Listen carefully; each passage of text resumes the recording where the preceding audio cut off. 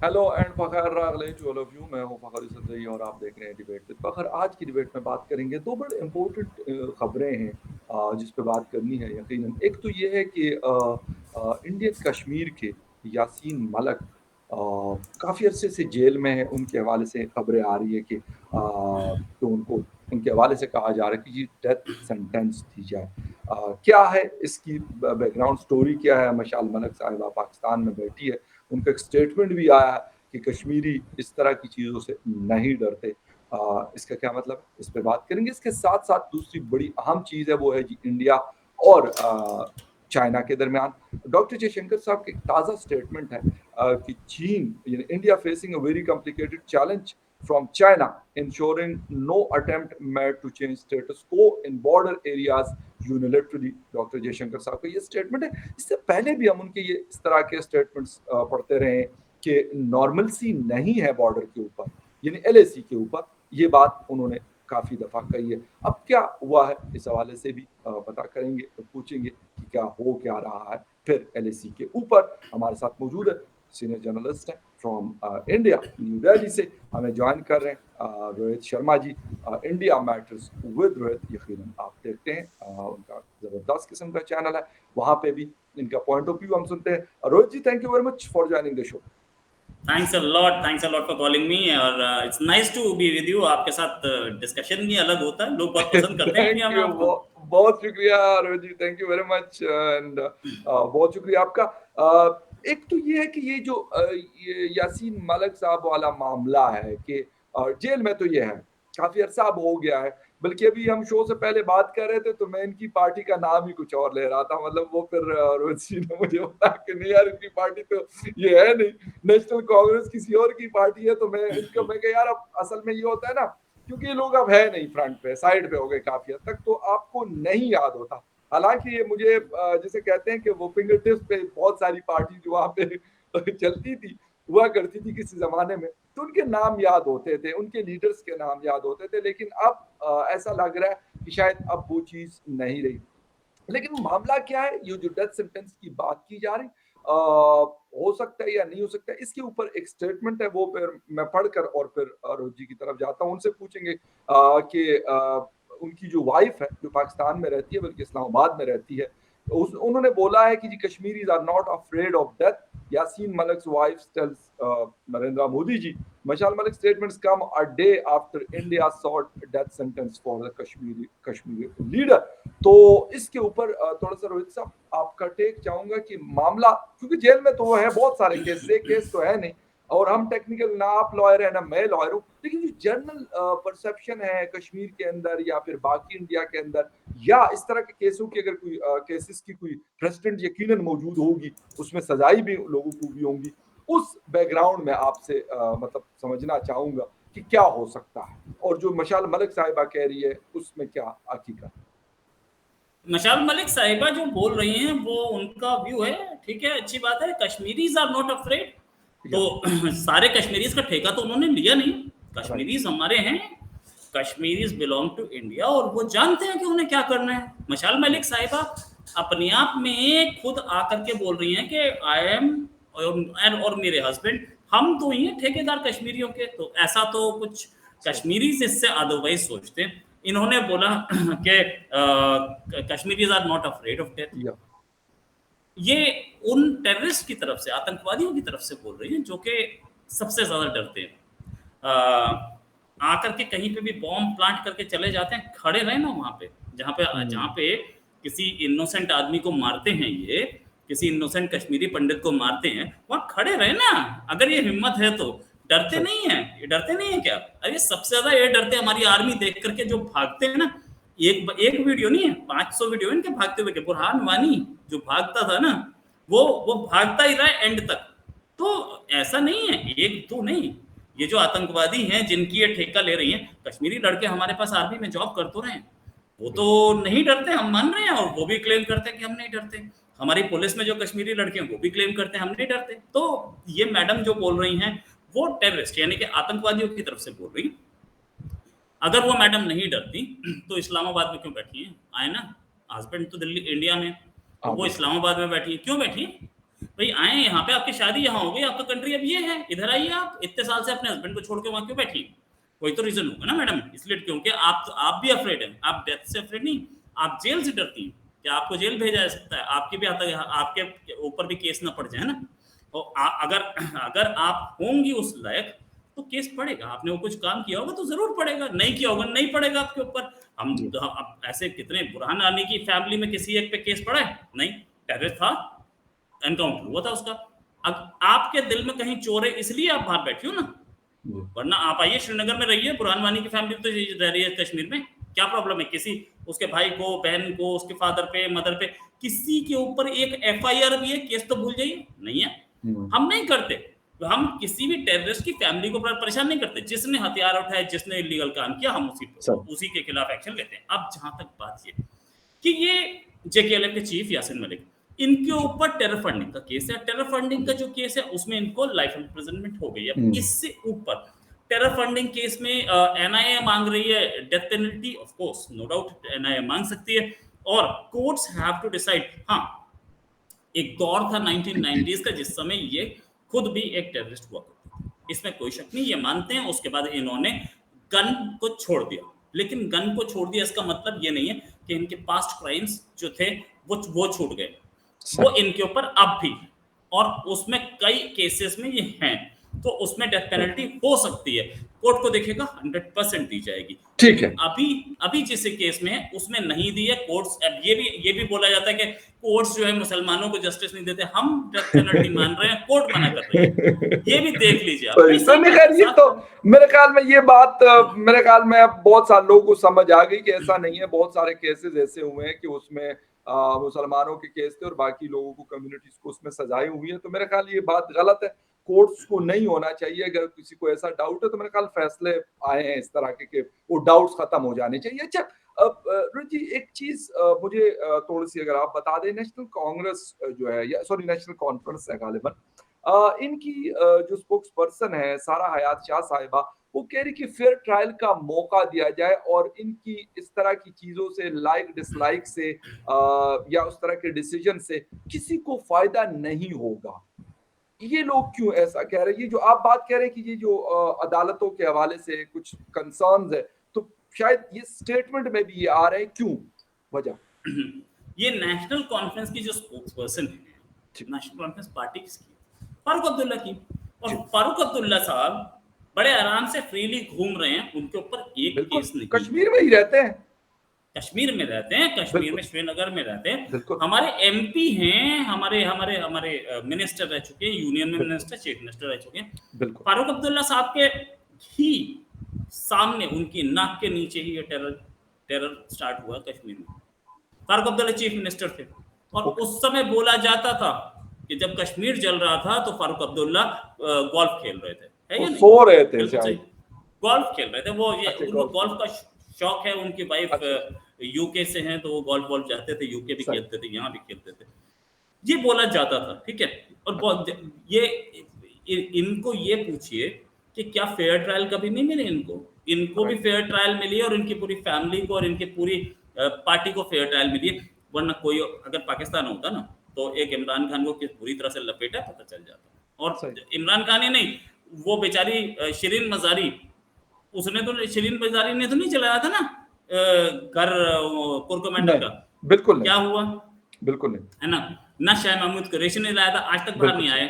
और फवाद चौधरी भागते नजर आए थे, ठीक है। आपके इनकी पार्टी का एक मेंबर भागता हुआ नजर आया हो जरा, इनकी पार्टी के एक मेंबर के साथ ये हुआ।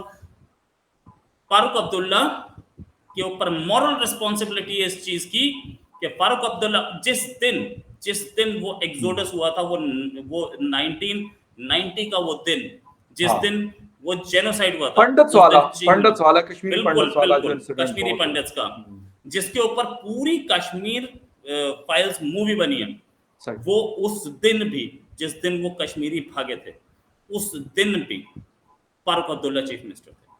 और उससे पहले के जितने इंसिडेंट्स हैं कश्मीर फाइल्स में, सारे पे फारूक अब्दुल्ला चीफ मिनिस्टर थे। उसके बाद भी फारूक अब्दुल्ला इस कंट्री में चैन की सांस ले रहे हैं, खुली हवा में सांस ले रहे हैं। रोहित साहब, एक मसला मैं थोड़ा सा आपसे समझूंगा, और वो ये है कहीं ऐसा तो नहीं है कि इनकी पॉलिटिक्स बहुत ज़्यादा नीचे चली गई है? कोई उस तरह का शायद अब इनको भाव नहीं मिल रहा, क्योंकि पॉलिटिशियंस होते हैं ना, पैंतरे खेलते हैं। मेरे पाकिस्तान में भी खेलते हैं वो, जब उनको लगता है कि यार अब हमारी पॉलिटिक्स बहुत नीचे चली गई है, तो उसको उठाने के लिए वो कुछ ना कुछ करते रहते हैं। बहरहाल वो ज़िंदा तो रहना है ना उन्होंने पॉलिटिक्स के अंदर। कहीं वो मसला तो नहीं है कि वो कहें कि यार इस चीज़ को अगर मैं उठाऊँगा तो शायद मेरे साथ कश्मीर के लोग खड़े हो जाएँगे। ये भी तो एक पॉसिबिलिटी है। देखिए, कश्मीर के लोग किसके साथ खड़े हैं, ये तो हमारे जो डिस्ट्रिक्ट के इलेक्शंस हुए थे, जो डीडीसी हुँ, के इलेक्शंस हुए थे, उसमें पता चल गया बीजेपी सिंगल लार्जेस्ट पार्टी थी, ओके, कश्मीर में भी और जम्मू रीजन, दोनों रीजन ओके। में, ठीक है। हमारे सामने है कश्मीर के लोग किसके साथ खड़े, कश्मीर के लोग बताएंगे। एक एक जनाब हैं तारिक अमीन, वो कम्युनिस्ट पार्टी के लीडर, और वो हर बार जीतते। बहुत सारे ऐसे लोग हैं जो कि कश्मीर से जीतते हैं। कश्मीर के लोगों को समझ में आ चुका है कि ये लोग सिर्फ बेवकूफ बनाते थे और हुँ, कुछ नहीं किया। लेट्स सी कि इलेक्शन जाता किस साइड है। I am not a psychologist, मैं ये नहीं बता सकता कि इलेक्शन में जीतेगा कौन, लेकिन न वो फारूक अब्दुल्ला है, न वो महबूबा मुफ्ती हैं, इन हुँ, दोनों से कुछ बाहर ही गेम हमें दिख रहा है। अभी बहुत सारे और लोग घुस रहे हैं इस फील्ड में, और पता चलेगा कि कितने लोग इस फ्रे में हैं और इलेक्शंस क्या होंगे। ऑफ कोर्स इलेक्शंस इंडिया के तो हुँ, फ्री एंड फेयर हैं, इसमें कोई शक नहीं। अगर अगर फ्री एंड फेयर नहीं होते तो पिछले जितने भी इलेक्शंस हुए हैं बीजेपी जीतती, या सही, कांग्रेस के रूल में जितने इलेक्शन हुए सारे में कांग्रेस जीतती, एग्ज़ैक्टली, राइट। लेकिन जीत रहे हैं दूसरे पार्टी, तो इलेक्शन फ्री एंड फेयर है और हमें सब पता चल जाएगा। ये सब लोग घबराए हुए हैं बेसिकली कि हमारा ओके, वोट बैंक गया। तो अब क्या हो रहा है, वो ये महबूबा मुफ्ती की एक वीडियो तो आया ही था शिवलिंग पे जल चढ़ाते हुए।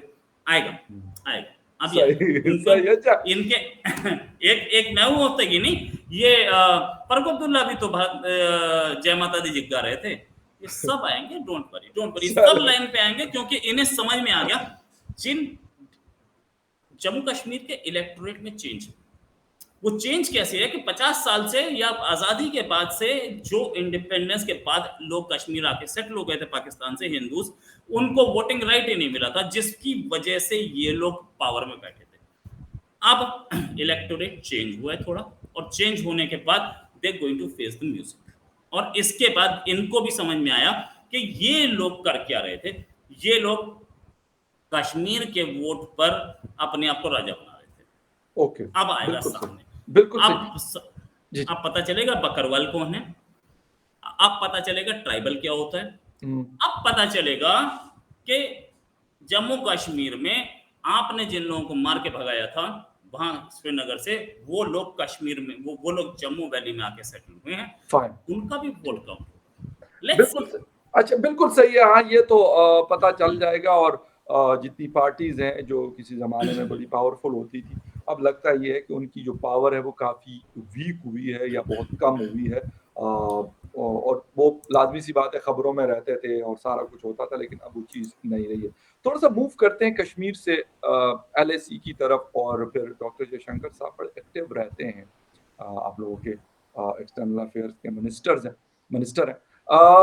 उनका एक ताज़ा स्टेटमेंट आया। वैसे तो वो एलएसी के हवाले से बड़े कंसर्न्स हैं उनके। जब भी हम देखते हैं हर 1-2 महीने के बाद उनकी तरफ से कोई ना कोई स्टेटमेंट आता है। अब एक नया स्टेटमेंट आया है कि भई ये इस तरह की चीज़ें चल रही हैं। इससे पहले भी उन्होंने बोला था कि भई नॉर्मल नहीं है सिचुएशन एलएसी के ऊपर। अगर किसी को ये लगता है तो ये बिल्कुल गलत है। अब क्या नई चीज़ ऐसी हुई है? चाइना अपनी उस बात पे कायम है जिसकी वजह से जयशंकर साहब ये कह रहे हैं कि जो इलाका उन्होंने लिया था और वो कह रहे थे कि भई आप अपने पुराने वाले एरियाज़ में चले जाएँ, जहाँ पे आप पहले हुआ करते थे 2019 से गालिबन पहले, या क्या मसला है? देखिए, बात क्या है कि आज से मतलब 2 साल पहले, 2.5 साल पहले जी, चाइना इस एलएसी को ये दिखाना चाह रहा था कि ये डिस्प्यूटेड है। ये दिखाना चाह रहा था कि यहाँ पर डिस्टर्ब रीजन है, यहाँ ओके, पर हालात ठीक नहीं है। ओके, इसीलिए तो इतनी बड़ी स्कैमिश हुई, वरना इतना बड़ा होना ही नहीं था। अगर आपने, अगर जो जो चाइना का वर्जन है मैं वो उसी को मान लेता हूँ, अपना इंडियन वर्जन नहीं मानता एक बार जी, के लिए, but may be Indian version जो भी हो। चाइना का कहना है कि इंडियन लोग घुस गए थे चाइनीज लैंड में, ओके, उसके चाइना के लोग जो थे वो अगर देख करके वापस चले जाते तो वो पूरी रात रुकने थोड़ी आए थे। वो भी वापस चले जाते। वो वहां कौन घर बसाने आए थे, वो बिल्कुल खाली तो एरिया है ना। बिल्कुल तो है। चाइना उसको एस्केलेट करना चाह रहा था।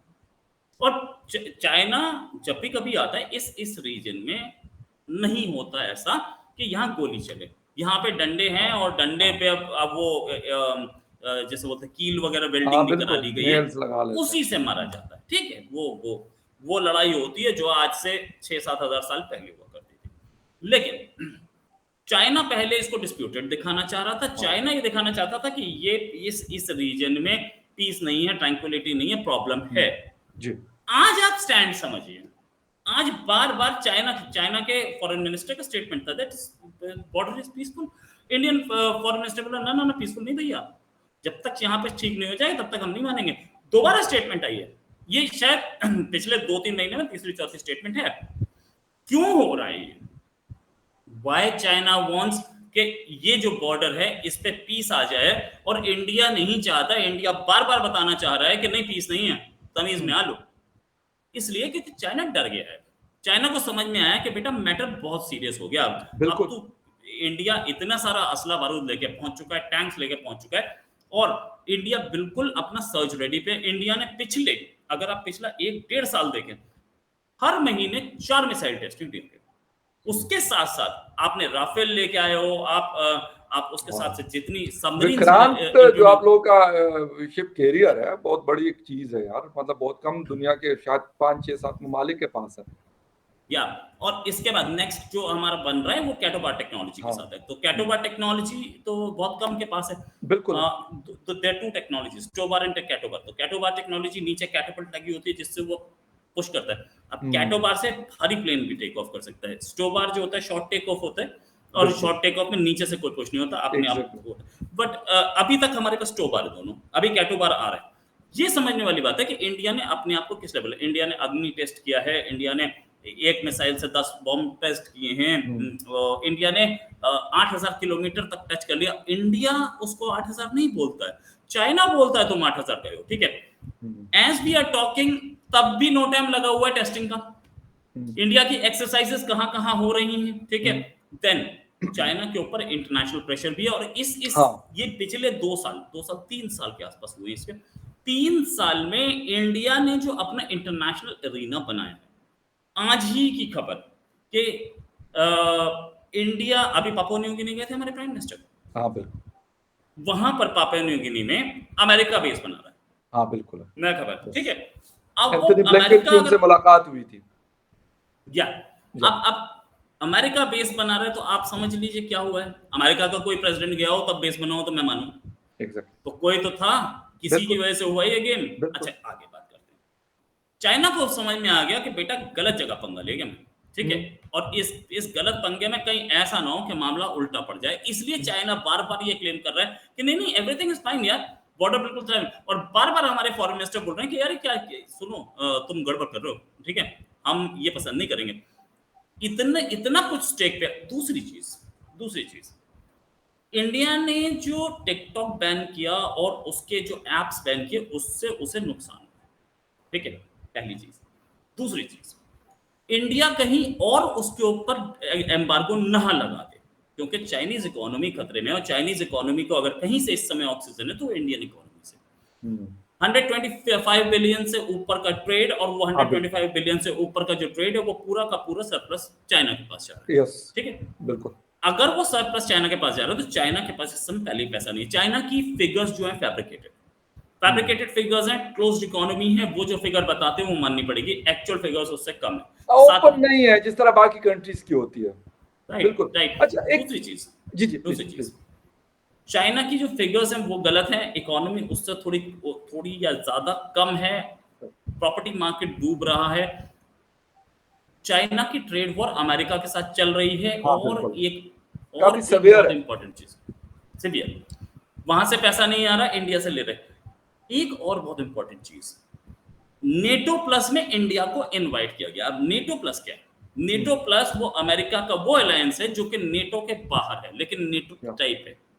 यस राइट, बिल्कुल। अब वो अलायंस जो है उसमें इंडिया को इनवाइट किया गया, और इंडिया अगर उसमें जाता है, इंडिया वैसे बहरहाल तो नहीं जा रहा है, इंडिया अपने आप में बहुत पावरफुल खड़ा है, हम्म, इंडिया डरता नहीं, लेकिन अगर इंडिया उसमें घुस गया तो चाइना के लिए बहुत बड़ी प्रॉब्लम है, क्योंकि इंडिया अब सीधे सीधे प्लेयर बन चुका है साउथ चाइना सी में। इंडिया अब एक प्लेयर बन चुका है ताइवान में। इंडिया ओपनली ताइवान के लिए एक स्टेटमेंट ना दे, लेकिन ये भी देखने वाली बात है कि कितना टची हुआ करता था चाइना आज से 10 साल पहले, 15 साल पहले, कि अरुणाचल के किसी आदमी को वीजा ही नहीं देता। ठीक है, आज अरुणाचल का एक मिनिस्टर हमने बनाया हुआ है और वीजा मांगे तो देना पड़ेगा, पहली चीज। दूसरी चीज, कितना टची है, आज भी है। लिथुआनिया का क्या हुआ, उस लिथुआनिया का, जिस लिथुआनिया ने एम्बेसी खोल दी थी ताइवान की, तो कितना बड़ा हंगामा हुआ। इंडिया की एक MP, member of parliament, Taiwan की प्रेसिडेंट की स्वेरिंग इन में ऑनलाइन चली गई, बहुत बड़ा हंगामा किया साहब ने। उसी मेंबर ऑफ पार्लियामेंट को मोदी साहब ने एक्सटर्नल अफेयर्स मिनिस्ट्री की स्टेट मिनिस्टर बना दिया, मीनाक्षी लेखी को।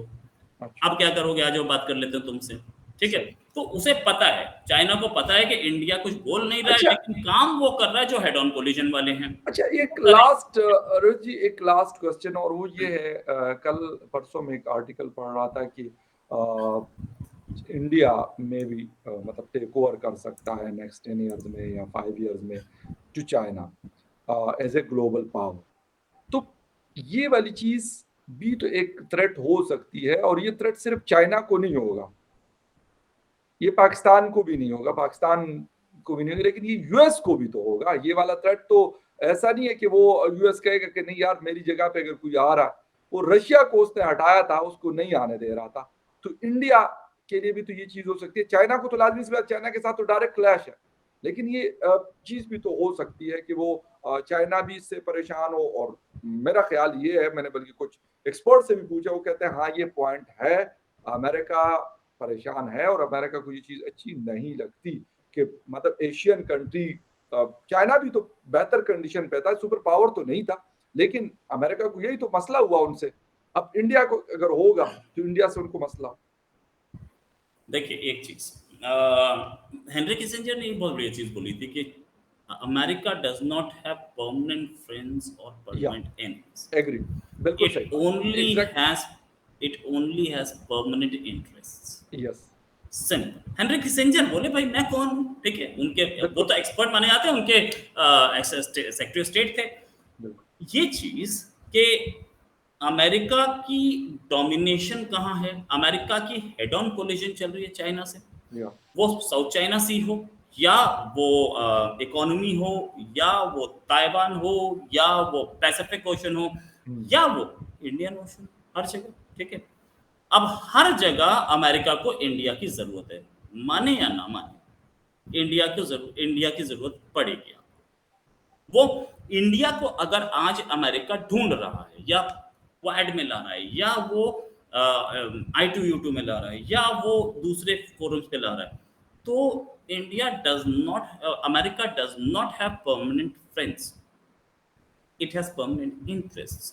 इस स्टेटमेंट के तनाजुर में देखा जाना चाहिए। ये स्टेटमेंट जो थी ये बताती है कि अमेरिका का इंटरेस्ट है, इसलिए वो इंडिया को पिक कर रहा है और इंडिया के साथ आना चाह रहा है। और इंडिया को ये बात अगर नहीं पता है तो इंडिया से बड़ा बेवकूफ कोई नहीं। और जयशंकर साहब जहां बैठे हो, वो तो अमेरिका की रग रग से वाफे बिल्कुल, इसमें नहीं, एक बात होती है, और वो ये होती है कि भाई इंडिया ने अपना एक सिस्टम बनाया हुआ है, अपनी एक पॉलिसी रखी हुई है कि भाई कहाँ पे हमारे स्टेक्स हैं, कहाँ पे हमारे इंटरेस्ट है, उसको हमने प्रोटेक्ट कैसे करना है, वो सबसे टॉप प्रायोरिटी है, बाकी चीजें बाद में आती है। ये बात तो खैर इसमें कोई मतलब डाउट नहीं है, मतलब पाकिस्तानी में कह रहा हूँ कि कोई डाउट नहीं है इसके अंदर। और अभी रिसेंटली जो स्टेटमेंट्स आए हैं इंडिया की तरफ से, तो उससे तो बहुत क्लियर पता है कि भाई हम साफ बोलते हैं कि नहीं आप होंगे बड़े अच्छे दोस्त हैं, उस साइड बैठिए, हम इस साइड बैठे, ठीक है। और जो जिस तरीके का हम लोगों को दिखा था जब हम रशिया से तेल खरीद रहे थे, तो जो स्टेटमेंट्स आए थे जयशंकर साहब की तरफ से, तो वो बहुत क्लियरली बताए थे यार तुमने हम रशिया को नहीं छोड़ सकते यार, हमारा बहुत पुराना दोस्त है, हमें इतने टाइम से वो मिलिट्री हार्डवेयर दे रहा है, आपसे तो हम दोस्ती नहीं करेंगे, आपसे दोस्ती अलग है, उससे अलग है, अभी can't leave Russia because of you. और ये भी कि रशिया, और ये भी बताता है एक चीज कि टर्की जैसा नेटो एलाई, उस पर अमेरिका ने सैंक्शंस लगा दिए, क्यों? बिल्कुल लगा। लेकिन इंडिया पे सैंक्शंस नहीं लगे। यस। तो ये बात बताता है कि इंडिया को जितनी अमेरिका की जरूरत है उससे शायद ज्यादा ही जरूरत है अमेरिका को। ओके, बिल्कुल। और ये चीज़ है। मैं इसी उसमें कॉन्टेस्ट में पूछ रहा था कि अमेरिका का ये अनफॉर्च्यूनेटली वो रहा है उनका। सऊदी अरेबिया के साथ भी उन्होंने यही किया, पहले बहुत ज़्यादा क्लोज़ थे, अब उनसे बहुत दूरी इख्तियार हो गई है। पाकिस्तान के साथ, चीन के साथ भी किसी ज़माने में बड़े अच्छे ताल्लुकात थे, लेकिन आज नहीं है। तो वो यही बात है कि वो अपने इंटरेस्ट को देखते हैं कि कहाँ पे उनके इंटरेस्ट है और कौन उसको प्रोटेक्ट ज़्यादा बेहतर तरीके से कर सकता है। वो फिर उस तरफ चलते हैं और उनके साथ ज़्यादा करीब उनका जो ताल्लुक है या रिलेशंस है वो होते हैं। तो खैर anyway, thank you very much Rohit ji for your time, आपने शो ज्वाइन किया। And viewers, thank you very much for watching debate with Fakhar Yousafzai. किसी और डिबेट में फिर मिलेंगे, तब तक के लिए टेक केयर।